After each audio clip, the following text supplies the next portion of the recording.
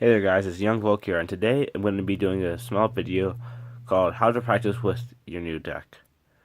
Currently, I'm practicing with my new deck, or rather, old deck that I have barely played compared to my speedroids.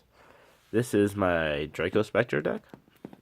Just runs Draco Engine, Manager Specters, and just a few of the Draco Tech cards like Draco Face Off, which is now one sucks.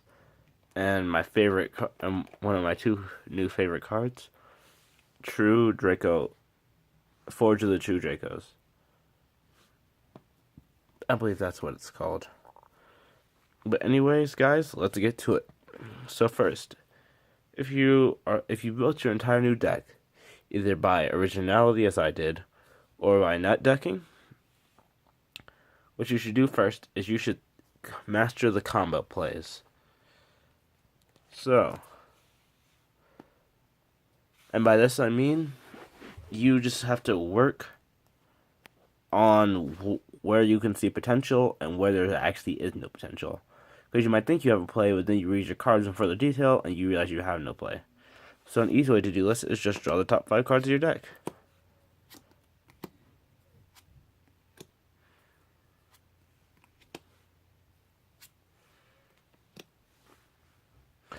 Now, biggest part about this process is just seeing what you can do with what little you have. So, for me, since this is an incredibly modest hand, just summon Magispector Nikomata, set Tempest, set MST. Pass turn, you get your search off. And just small things like that, like knowing, like making certain plays that you do instinct, rather than having to overthink your plays. And this is also is very useful for when you go against decks that you have not faced before, or that decks that you have not faced before, or cards that go against what you are able to do. So, for example, if you play Magic Specters, then you probably know that Poisonous Winds is hella hard to get around, because most of your cards that will allow you to are going to stop you.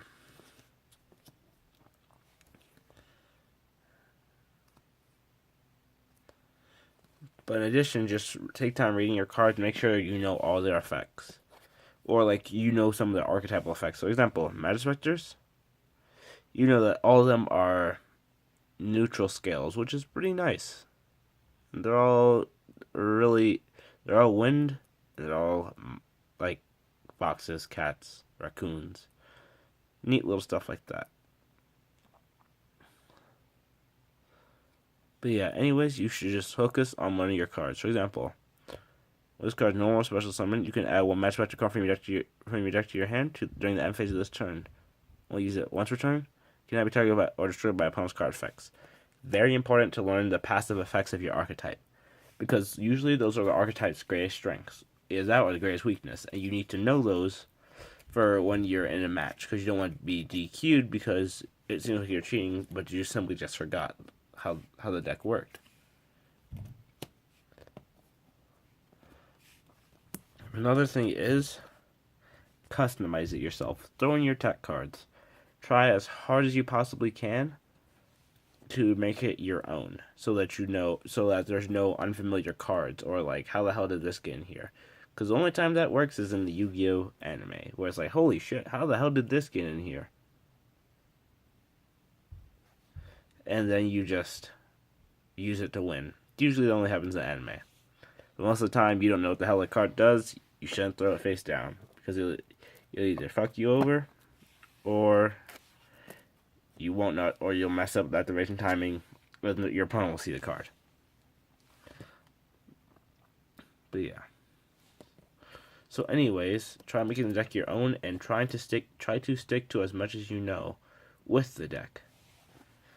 Have staples in there, and just see what you can do with the staples and without them. And just make sure that you know everything that you can possibly do. And if you want to test consistency, then pretty much just shuffle up your deck, reshuffle, and then draw 5. Just do that. You can do that for your entire deck, where you keep drawing sets of 5, and for every brick, you try to identify what's wrong with that brick. Whether you just poorly shuffled, or like your deck's inconsistent. You try to make it so that your hand is never inconsistent. But that's really hard because luck will always be a concept in this game. And unless you have a archetype that is all of one card, then there will always be potential for you to break. So, another hand. Ooh, this hand's nice.